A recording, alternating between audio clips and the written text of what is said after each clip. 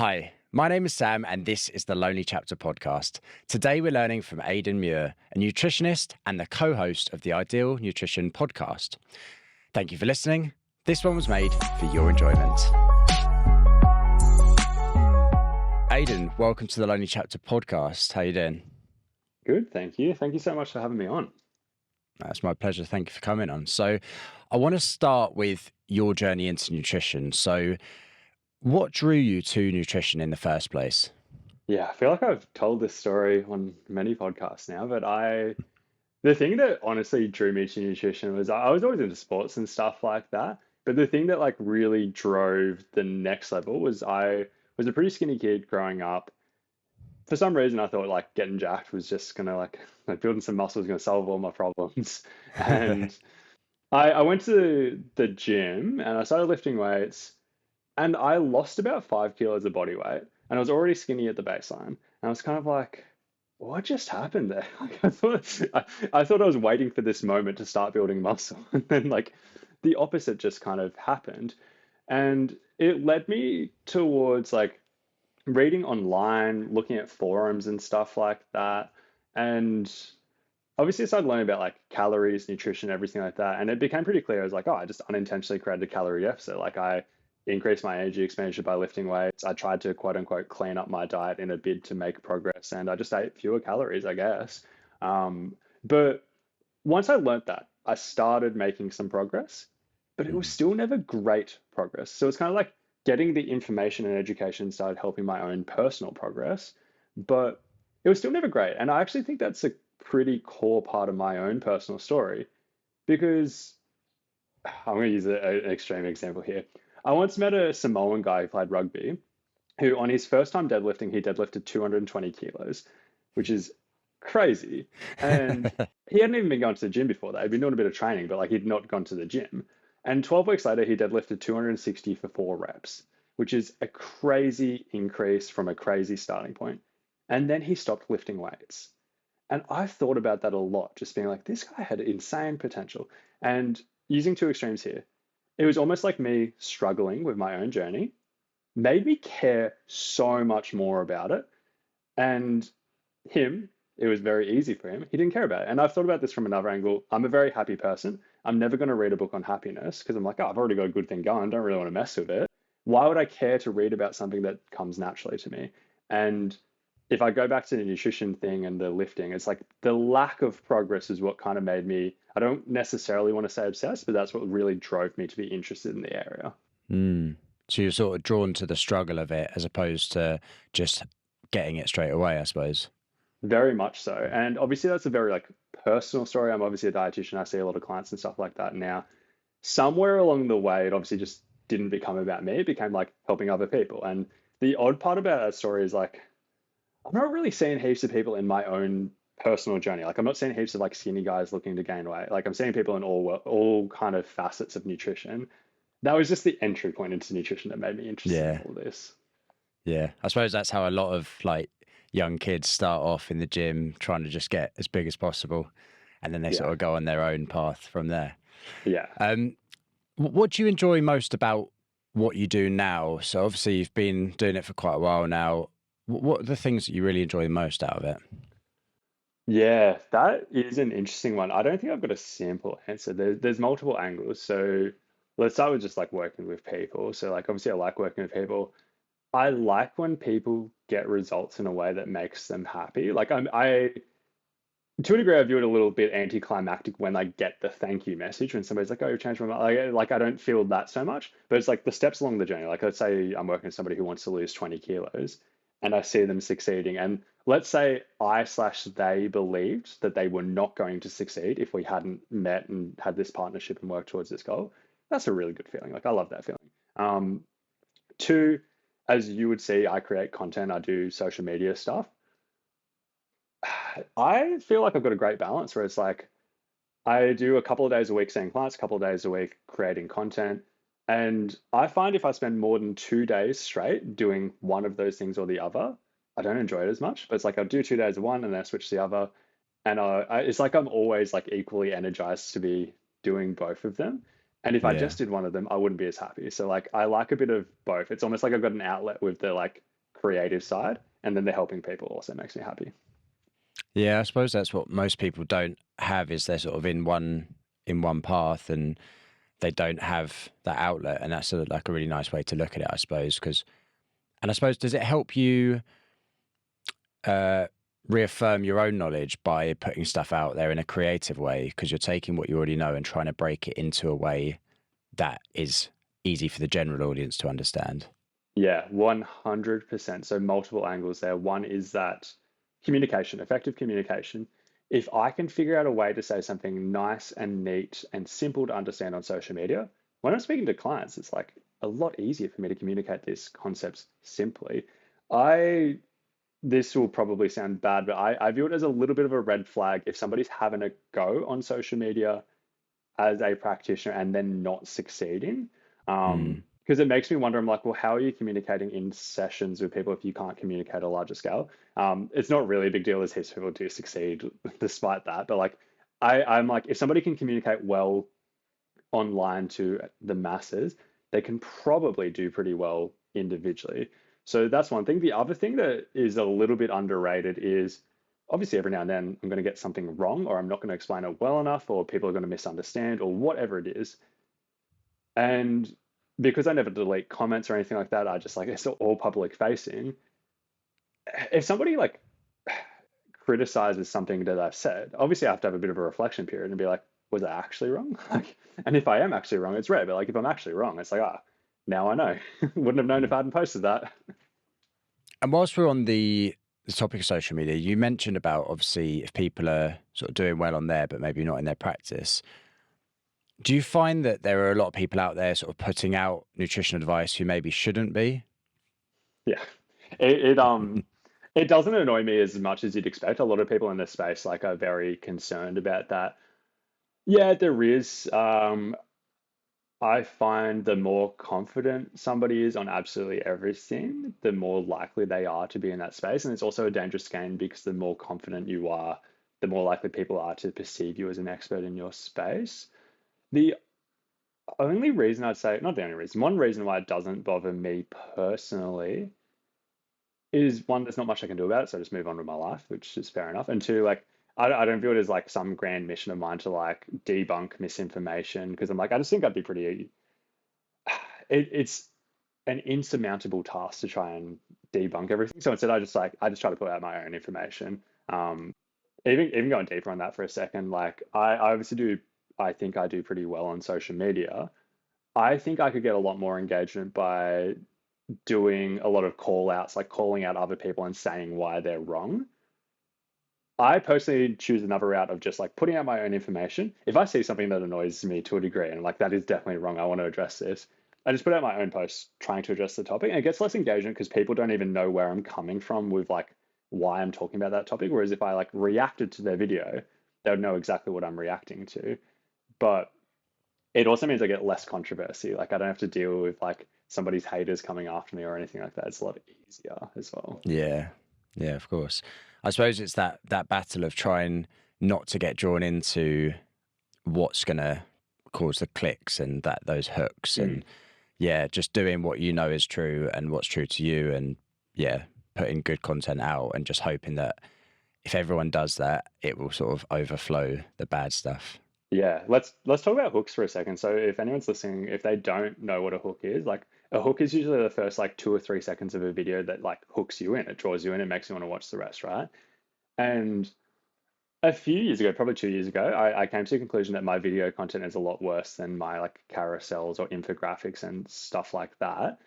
I was like, oh, I want to get better at this. So like I went pretty deep on like learning about video content. And one of the most obvious things is like hooks are important. And I put a bit of work into doing that. I made some improvements in that space. And I was like, how can I make my nutrition content more engaging while staying on brand? And as I went down this rabbit hole, I saw a lot of other nutrition content creators who 100% I know started innocently enough, where they started learning about hooks as well. Mm. And then they'd look at like, what's the best performing top 10% of my content?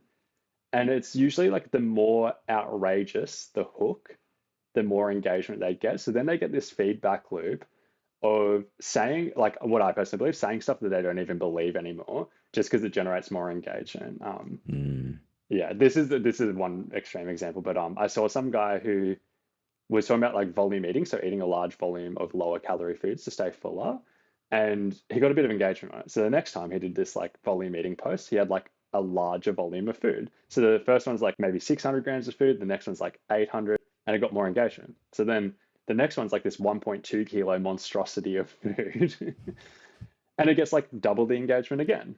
But it's like at Yeah. some stage this becomes bad advice because like you probably shouldn't be eating 1.2 kilos of food in a single sitting. Are you stretching your stomach capacity now? Like, just a bit of an interesting feedback loop on social media, which like to a degree I love social media, but like with the nutrition stuff, it gets a bit messy because the more outrageous something is, the more engagement it probably gets. Yeah. Yeah. I think, well, people click on what outrage is or whatever evokes emotion, they click on it, whether Yeah. that's a happy, sad, anger. And people love feeling outraged. So that's it. Um, so into your sort of process, so if there was a new client coming to you, how would you be looking at sort of where they're at and what their journey is going to look like going forward in terms of your own processes? Yeah.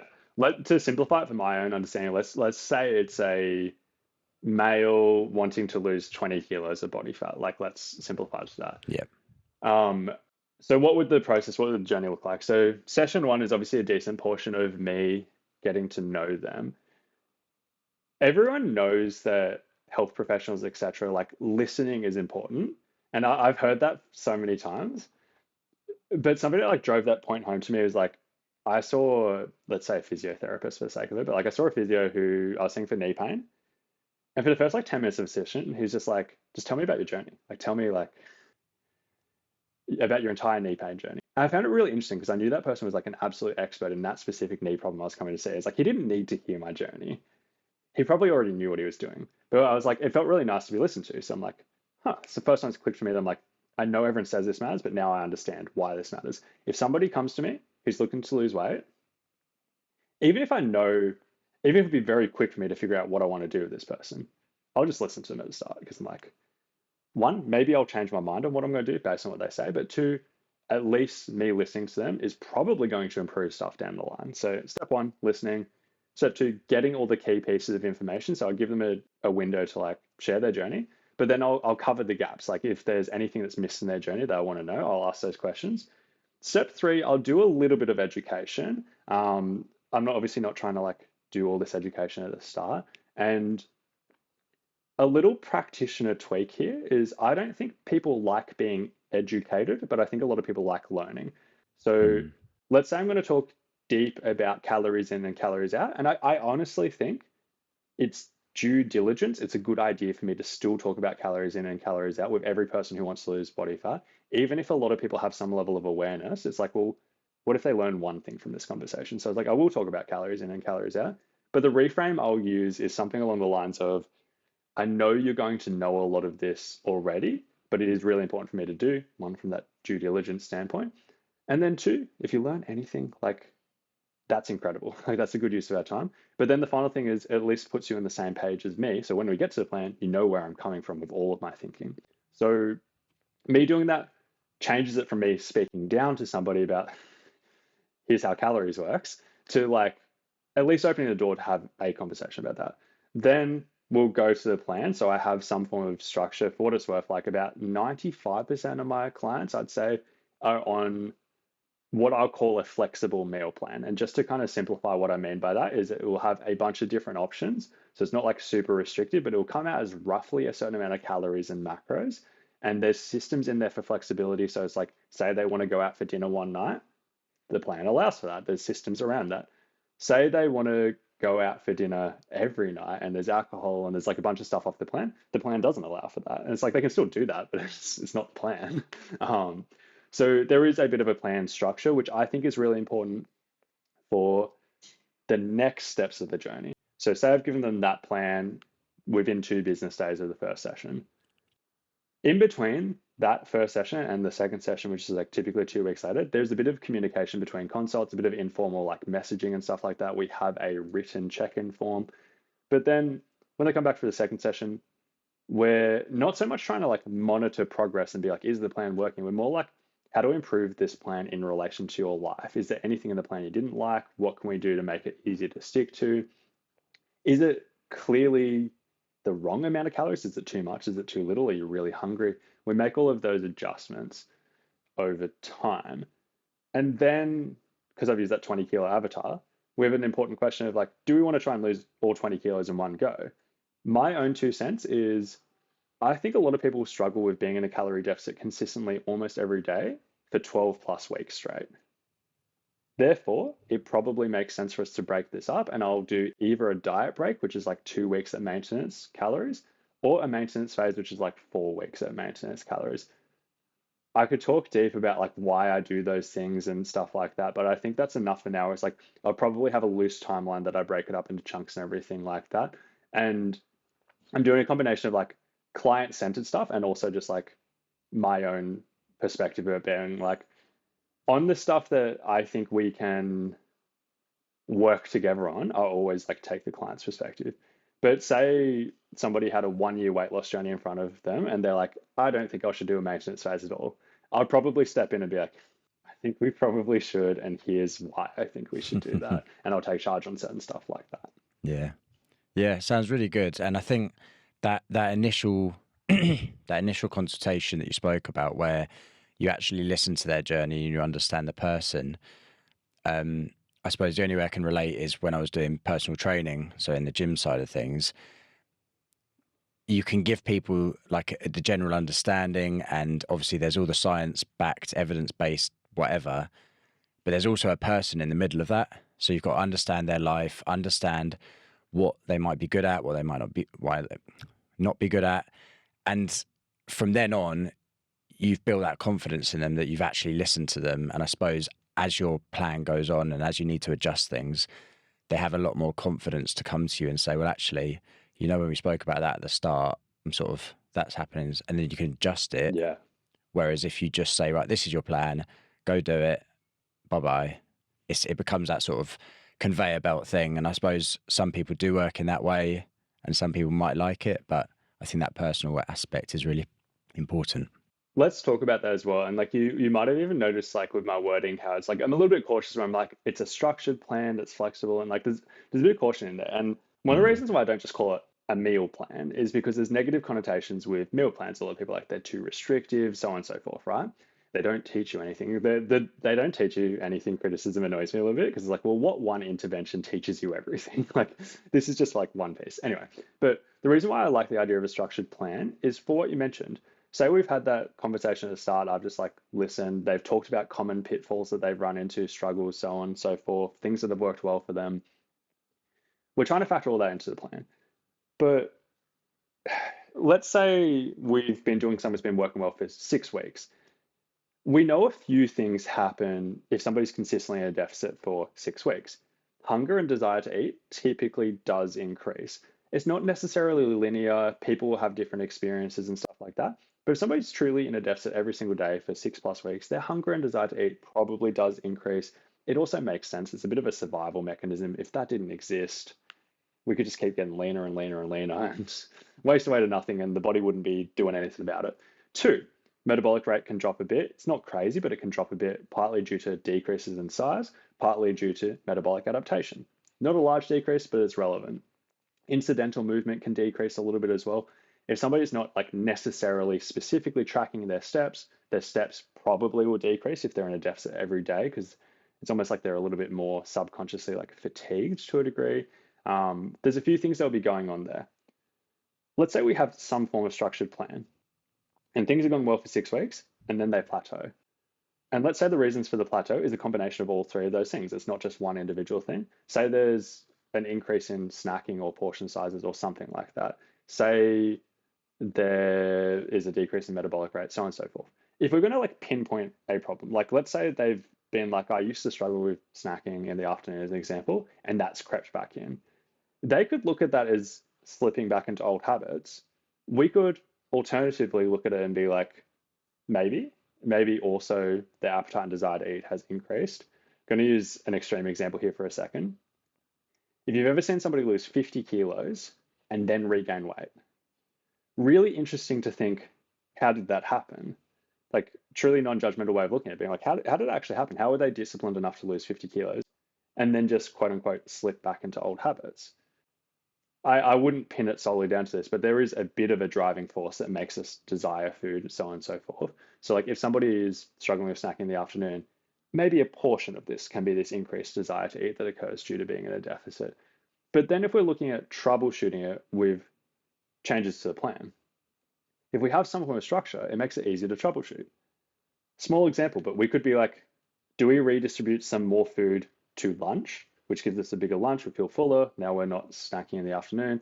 Do we add some snacks to the afternoon tea, either by removing something somewhere else and moving it, or just adding some extra food and making a smaller deficit or whatever? And you can try, and sometimes it works and sometimes it doesn't. If it doesn't work, it's like, well, it wasn't working what we were doing anyway. If it does work, incredible. We've been able to troubleshoot. If there is no form of structure, it's tricky, because what if somebody's calorie intake crept up a little bit over time? How do you troubleshoot if you don't have any form of structure? So that's part of why I like having, even if it's flexible, some form of structured plan. Yeah, it makes sense. And you also spoke about in the previous bit about your due diligence to speak about calories in versus calories out. So let's just go there for a moment and just tell me a bit about that conversation. So one of the first clues that calories must matter in some way, shape, or form. This isn't going to jump straight to the end and be like, this is the most important thing. It's just the first clue that must matter. It's that the body is partly made up of calories. So 1 kilo of body fat is made up of around 7,700 calories. I really like to start there because it's like, it's starting to show a bit of a link, being like, okay, body fat's to a degree, it's partly a store of calories. Muscle mass is also partly a store of calories. It's around 1,200 calories in a kilo of muscle, but it costs more than that to create. It's hard to like reference this, but about 5 times that amount of calories to build a kilo of muscle. So if I was going to oversimplify, it's about 7,000 calories to gain a kilo of either of them, right? So that's the first clue.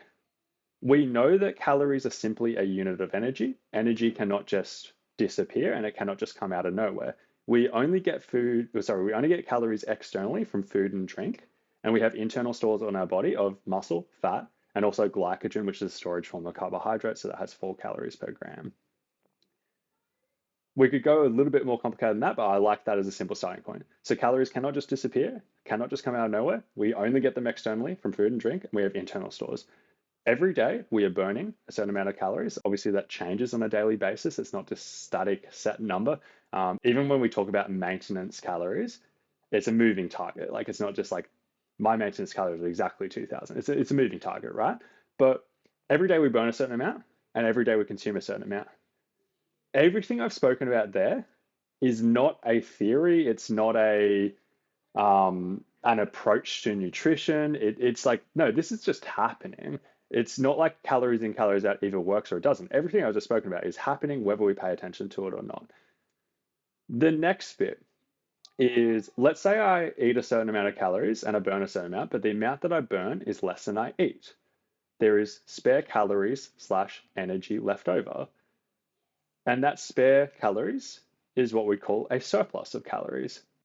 No one would ever debate this point that I'm about to make. If we have a surplus of calories left over and we know that calories cannot just disappear and we've consumed them, they have to go somewhere. Where do they go? They get stored on our body as muscle, fat, or glycogen.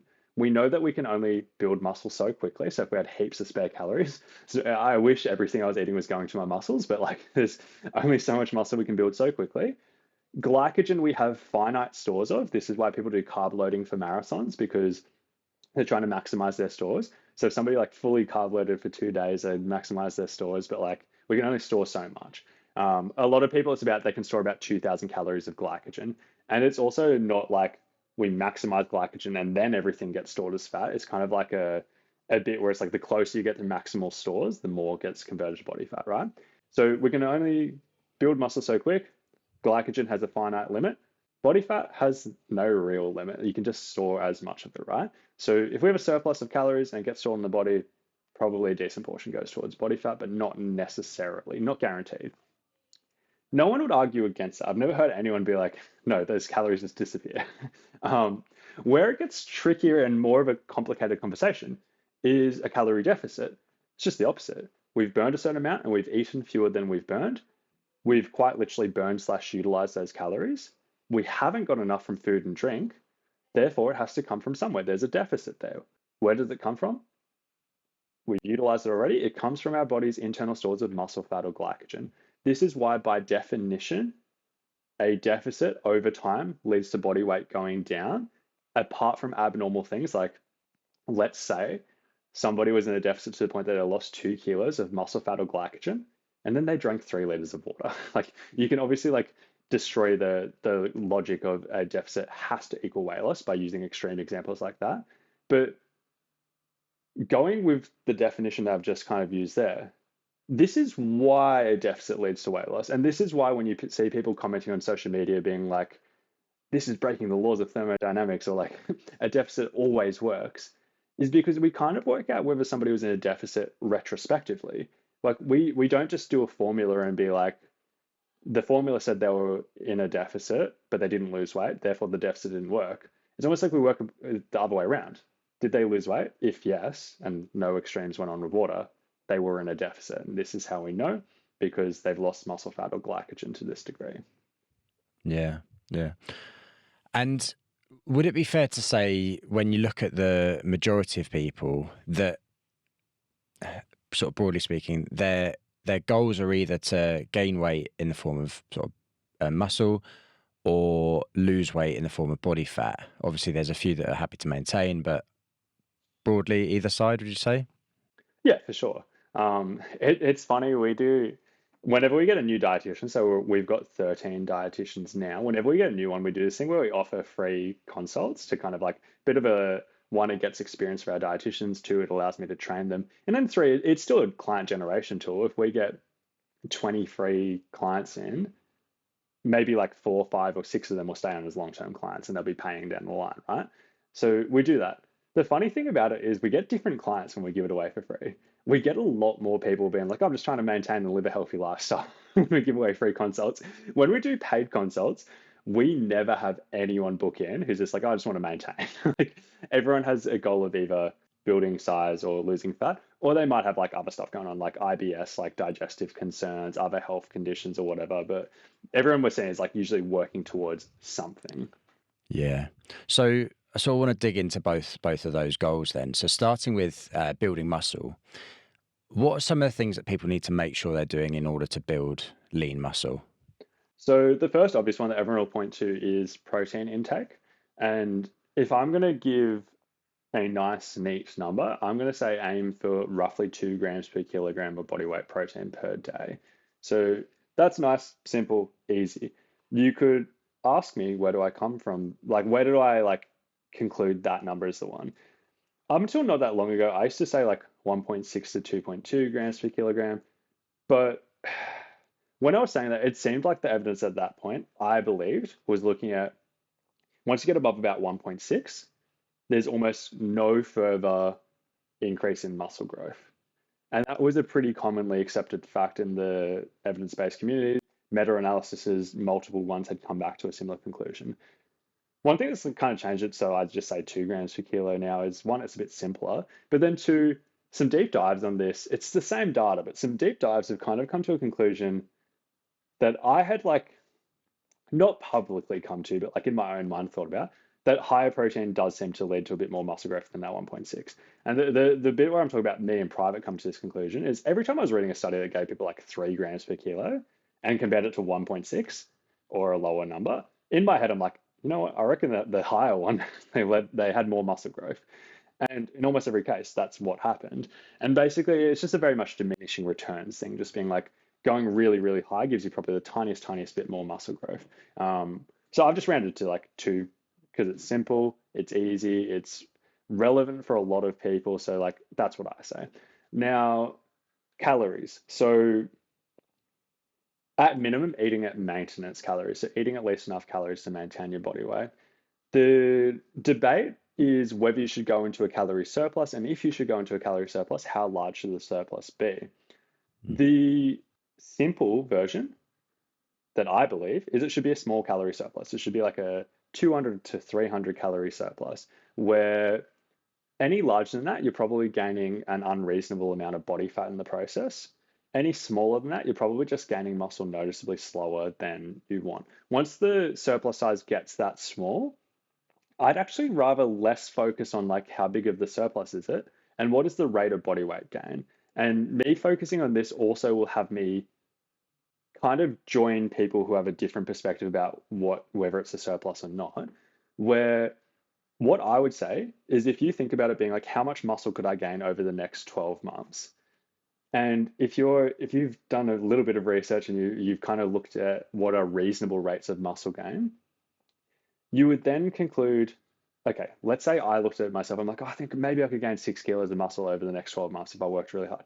If I set up my surplus to the point that I was gaining 1 kilo per month, so that would come out as 12 kilos over 12 months, by definition, at least half has to be fat, like by definition. Mm, So it's like the reason why I say don't do a large surplus is because if your rate of gain noticeably exceeds your ability to build muscle, obviously it has to get stored somewhere. It gets stored as body fat, right? So going a little bit deeper, I don't know how like into nutrition people who are listening to this, but like there's a bit of a debate about like whether you even need to go into a surplus at all. And some of the people who have made that claim that you don't need to go into a surplus have a slightly different definition of a surplus, where they've kind of made the point that building muscle is energetically expensive, therefore it increases your calorie expenditure. Technically, you might be eating at maintenance even while gaining size. I don't want to go super deep on that because I also, to a degree, disagree a little bit with their definition. But the bit that I come back to that's the same as them is their point is it's like you're slowly gaining size over time while continuing to eat at maintenance calories, not in a surplus. My point is I'm just calling that a small surplus, which my definition of that, which I believe is the actual like true definition, otherwise I wouldn't say it, is the same thing. So it's like we come back to the same place. It's like, oh, just gain size slowly over time. So eat enough calories to gain size slowly over time. Any quicker, you're just going to gain more body fat than needed and not really build more muscle than that. yeah. So it blows the original gym bro bulking phase, Yeah. heavy bulk, all of the fast foods out of the water then. Yeah. And that's actually something that I've evolved my thinking on over time as well, where it's like, I swear every phase of my career, if we look at every 4 week block, no, 4 year block of my career, what I have called a small surplus has gotten smaller and smaller just because of like more and more research showing it's pretty clear that's like eating more, you might gain a tiny bit more muscle, but it's diminishing returns and you just gain way more fat. Even talking about this, so like one of the reasons why I kind of disagree with people in the crowd of like you don't need a surplus is some of them like talk all of these like real deep theoretical reasons why you do not need a calorie surplus to build muscle. And they're talking about all these mechanisms and then trying to make the claim that being in a surplus won't lead to any additional muscle growth. Then you look at every study that's compared large surpluses to small surpluses, and people in the large surplus group have gained more muscle. It's just they've only gained a little bit more muscle on average, and they've gained a lot more body fat. And once you look at that, it's like the only people who would really probably want to do that are people who are in most likely certain sports, like they might be like an offensive lineman or something like that, where they would take the additional muscle growth and the additional size gain and not be as concerned about the body fat gain. Most other people probably will be a bit concerned about that. Yeah, yeah, definitely. I think people, I know myself and I know people around me, like when you try and put on a bit of, you try and go into that surplus, you start to get a little bit of body fat come, and it can be quite difficult to then carry on with it for some people to sort of Oh persevere. yeah, So 100%. Yeah. yeah, yeah. Yeah. Um, with sort of what we've just spoken about, then how does that change for someone who's looking to sort of lose body fat? So someone who's maybe got an excess of body fat. So the first really promising thing is we have a much larger range for the size of a deficit that we can choose. So if we're just going to go with percentages for a second, there's one study I'm going to talk about that it's pretty significantly changed my mind on this topic. Not because an individual study matters that much, but it just kind of opened my mind to exploring the rest of the research. So in this study, they compared, and it was in athletes who were lifting hard and eating a good amount of protein. They compared 0.7% to 1.4% of body weight loss per week. I don't want to like lose people here, so like with percentages, but say somebody's 100 kilos, 1.4% is like losing roughly 1.4 kilos per week. It's pretty quick weight loss. Even 0.7 is some people would consider aggressive. The 0.7% group gained a tiny bit of muscle during their fat loss phase. which firstly kind of like defeats some people like claim you can't build muscle in a deficit. We actually see it in research all the time. You can definitely build muscle in a deficit. It's just less efficient and in some cases not possible for certain people. But the 1.4% lost a little bit of muscle. And I see people on social media citing this study all the time, being like, see, this is why you shouldn't be in a large deficit because you'll lose heaps of muscle. And I find it a little bit odd because I'm like, I just don't think they thought about this logically. Because, like, firstly, the 0.7% one was relatively aggressive and they actually built a bit of muscle. But the other one, they got to where they wanted to be twice as quick. What are you going to do with the rest of the time? Eat at maintenance or in a small surplus? So, like, the bit that I'm getting at with that is even with these really aggressive approaches, if you're training hard and you're keeping protein high, often you retain muscle quite well. I know I've just referenced one study there, but the broader research shows that pretty clearly. Yes, you risk a bit more muscle loss, but it's just not that much. Like the body seems to be a lot better at retaining muscle than it is at gaining muscle. Gaining muscle is the hard part. So if we take the body composition stuff out of it and just be like, you can kind of choose your rate of loss within reason, a little bit based on personal preference and what works for you. Then the next question is like, well, what's going to dictate what works for you? And there's a few things there. So one clear one is hunger. If somebody is trying to lose at that really aggressive rate, I tell you what, they're going to be hungry. They're going to be struggling. Let's even talk about that. They're probably going to be a bit fatigued. They're going to be relatively restricted. It's going to be hard to have a social life that involves a lot of food and stuff like that. If they're an athlete or if they're just anybody who just trains, training is probably going to suck under those more extreme conditions. So in most cases, I recommend a range of about 0.5 to 1% of body weight per week. If I'm going to simplify and chuck a like real broad recommendation out there, let's call it a 500 to 1,000 calorie deficit is what I'd recommend for a lot of people, where 1,000 is more for like somebody pushing it pretty hard and 500 is a little bit more conservative. But then use your own judgment from there. Like if somebody like struggled on a 500 calorie deficit and even that felt like pretty challenging, it's like we can still pull it back and just take a little bit longer to get to where we want to be. The other stuff to very quickly talk through, protein intake, same thing. Technically, protein needs are a little bit higher. One quick caveat I'm going to give on this is the last protein recommendation, 2 grams per kilo I gave, was based on total body weight. It's hard to do that in a deficit for a few reasons. One is that protein needs are far more closely tied to lean mass, so how much muscle mass we've got, than they are to total body weight. If somebody says to me that they're looking to build muscle and gain size, I'm probably going to make an assumption, I could be wrong every now and then, but make an assumption that they're probably pretty lean at the baseline. So if I just use a total body weight equation, it's kind of factoring in that they're probably relatively lean at the baseline. If somebody says that they want to lose weight, I could be talking to somebody who's like 15% body fat who wants to get to 12, or I could be talking to somebody who's 40% body fat who's wanting to get to like 30 or something like that. Therefore, the amount of lean mass that they have as a percentage of their total body weight could be wildly different. So I don't want to lose people by going too deep into the numbers, but what I'll say is if somebody is quite lean, I would go higher than 2 grams per kilo in a deficit. If somebody has a lot of body fat, I would be willing to go lower than 2 grams per kilo just because they do not necessarily need as much. You can go higher still though if you're doing it for things like appetite management to feel a little bit fuller or whatever, but in terms of muscle retention, the need isn't as high. Partly because also the leaner you get, the more your body is prioritizing, like the more your body is like willing to lose muscle mass versus body fat. Because if you get really lean, the body has an amount of body fat it needs to hold on to. The last thing I want to touch on very quickly is just the other stuff like micronutrients, hormonal stuff. So you don't want to take dietary fat too low. You probably want to reduce it to reduce calories, but you don't want to go so low it's going to impact hormones. Men are simple, testosterone just decreases. Women are complex, a lot of stuff goes on. But you can simply avoid this by just not going too low. And then micronutrients. This is an interesting topic for a second. So rough calculations, not done by me, done by people smarter than me, have kind of found, and this is based on American data, but have found that like people, it probably takes about 80% of people's maintenance calories if they have a decent quality diet to reach all of the recommended daily intakes of most micronutrients. So I'm just talking about that for a second. The first part is that kind of falls apart if people are doing like oddly nutrient rich per calorie moves. Like for example, they have beef liver or something like that. Like that's really micronutrient rich, sorry, and that could like break that equation. The other one is like And somebody has heaps of vegetables. They're obviously really low calorie, but they contain micronutrients, so that would break it too. But let's say somebody just has a good diet. It takes about 80% of their calories to reach their micronutrient targets. When you go into a deficit, you're reducing your calorie intake.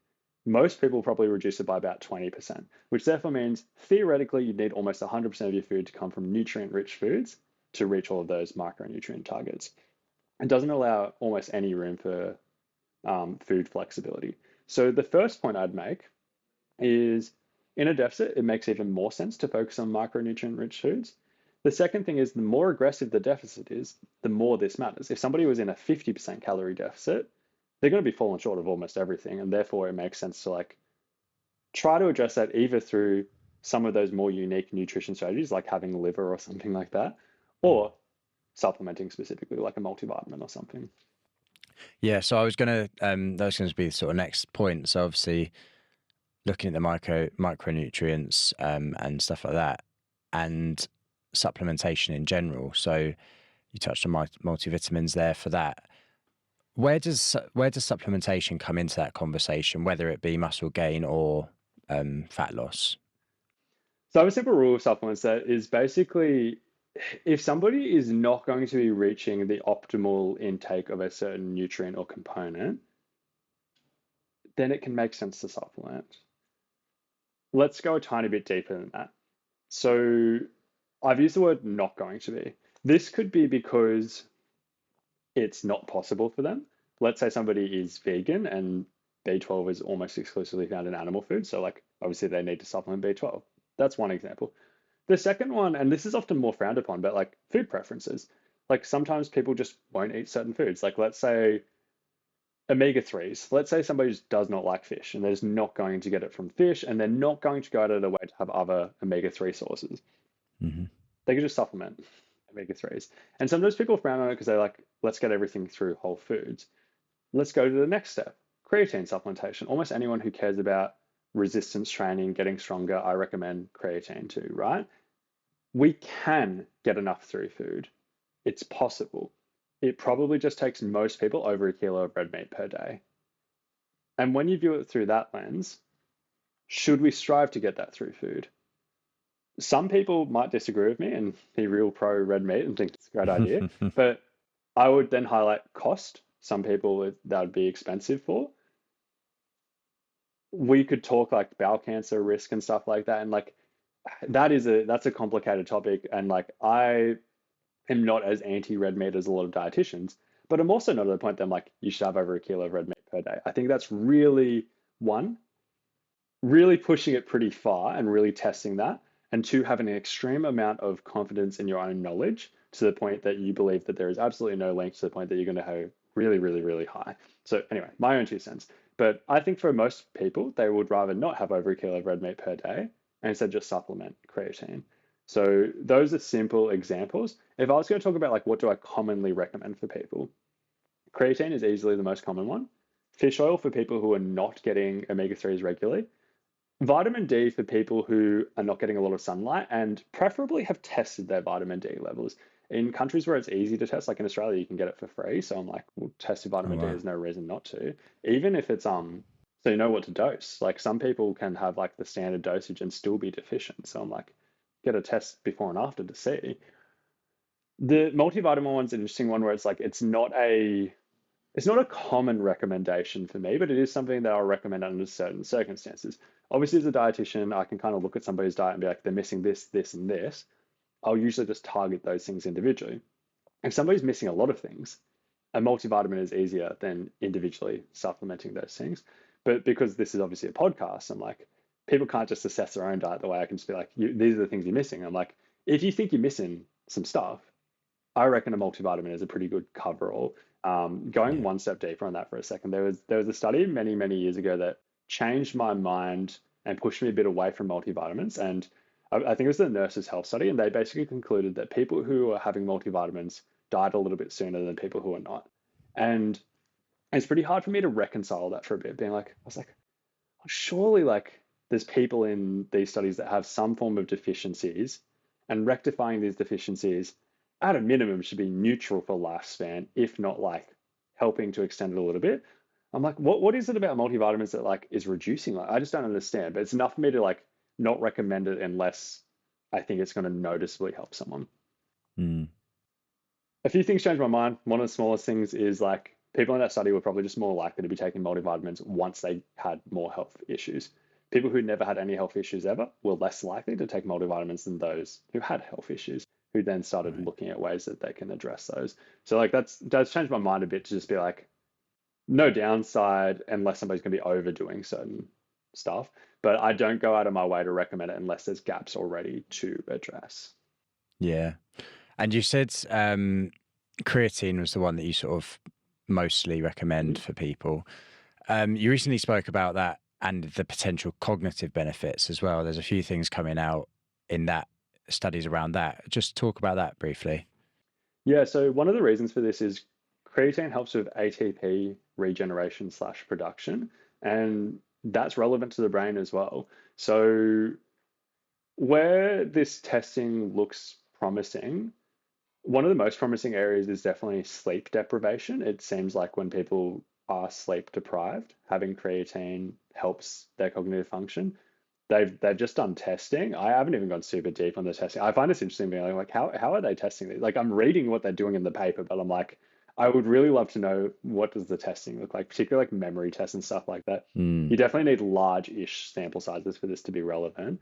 So we tend to see a bit of improved memory and processing speed on a lot of these studies. There is some talk of maybe it helping with dementia and Alzheimer's, but I'm not at the point that I'm like being like it helps with that for sure.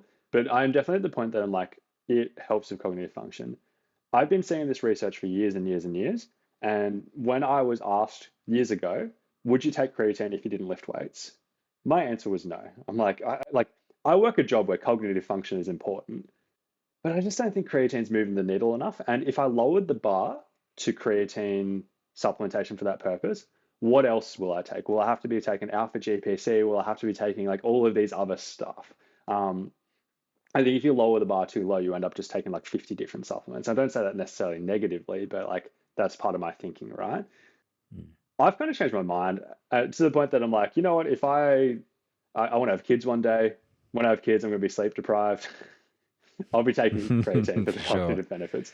The other last thing I did want to talk about is potential dosing differences. So for just like general muscle growth, performance type stuff, I typically recommend 5 grams of creatine per day. Broad recommendation. If you want to go real nuance there, people will ask about the loading phase. A lot of people take this stance about the loading phase is either necessary or it's not necessary. It's a scam. I think the people who call it a scam have kind of they've swung the pendulum a bit too far. The difference is basically the loading phase, if you have 20 to 25 grams per day, gets you to fully saturated in 5 to 7 days. It builds up in your system over time. If you just did 5 grams a day, it probably takes about 30 days to get there. It's Mm. not a scam. It's not necessary. You could just have 5 grams per day and get there in 30 days, or you could get there in 5 to 7 days. It's your choice, whatever you want to do there. The thing that opened me even more to that was I remember I was speaking to a client of mine who's like an elite athlete making millions of dollars representing Australia. And I kind of explained it to him being like, oh, it doesn't really matter. And he's like, but doesn't one get me there in 5 days? Yeah, Like it's I've true. obviously got to do the thing that gets me there in 5 days. And I was thinking about it like, well, it doesn't matter to him. Like even if it costs a tiny bit more, it just doesn't matter. So that's the standard dosage. If somebody wanted to be real nuanced, they'd be like, do size differences matter? Yes. Technically, 3 grams per day is enough to maintain optimal stores once reached in somebody who's about 80 kilos. So let's say somebody wanted to have less to save money, or they wanted to like, maybe they felt they were getting any side effects like GI discomfort, which for what it's worth, the research often does not find that more than placebo, but anecdotal reports, it's very common. Like a lot of people will personally notice that. If you go lower, it reduces the risk of that, right? So if somebody who's like a 60-kilo woman and they want a bit less creatine, it's like, sure, you could have 2.5 grams and it'll probably maintain optimal stores. But bring it back to cognitive function. I don't have a strong stance on this yet. So like a lot of the research has found finding these benefits has been using dosages of like 20 to 25 grams. And a lot of people who are reporting on this research have made the claim that for the cognitive benefits, you probably need a higher dosage. And one of the reasons for this is it's harder to cross the blood-brain barrier. It seems like the body prioritizes creatine towards the muscles first and then the brain second. This goes in both directions. People who are plant-based have lower intakes of creatine for obvious reasons, the red meat stuff I talked about earlier. And people used to be like making jokes about how they're dumber because they have less creatine in their brains. This has been studied. They have the same amount of creatine in their brains as people who are omnivorous, right? They have less in their muscles, but more in they're the same amount in their brains. But it goes in the other direction where it's like maybe it's a little bit harder for us to like fill up our stores in our brain with supplements, so we need to go higher. But the one thing that I think is missing from all this research is like the middle ground dosage done for a long period of time. What if somebody had 10 grams per day for a long period of time? Does it still optimize brain function? Who knows? Me personally, what my stance would be on the cognitive function thing, if that's what I really cared about, would be I'd probably do 10 grams per day on the daily. And then if I had a night of bad sleep or something like that, I'd do 25 the morning after. Yeah. Yeah, it's interesting stuff, and definitely interested to see sort of where the studies go and more as more information comes out. So bringing it to close then, Aidan, something I like to do at the end of an episode is ask my guests to leave a question for the listener, a question that they can go away with and ask to someone else to start a conversation around what they listen to. So it's something that I've enjoyed doing, listening to other podcasts. So if you could leave the listener a question, what would that question be? The question I'd have for a lot of people is like, what's an impactful piece of advice you've gotten from anyone? Just because it's pretty broad. Like it's easy to answer. Most people got some form of advice that's been useful. Yeah, for sure. And that would definitely start a conversation. Yeah. Awesome. Oh, yeah. Yeah. There's always a story to it as well. It's like if somebody asked me that and it was like linked, if I was thinking of like a business thing, I'd then be like, this is the person who gave me the advice and so on and so forth. Yeah. Yeah, definitely. No, awesome one. All right. Well, thank you so much for coming on, Aidan. I really appreciate it. Where can people find you online if they want to sort of follow what you're up to?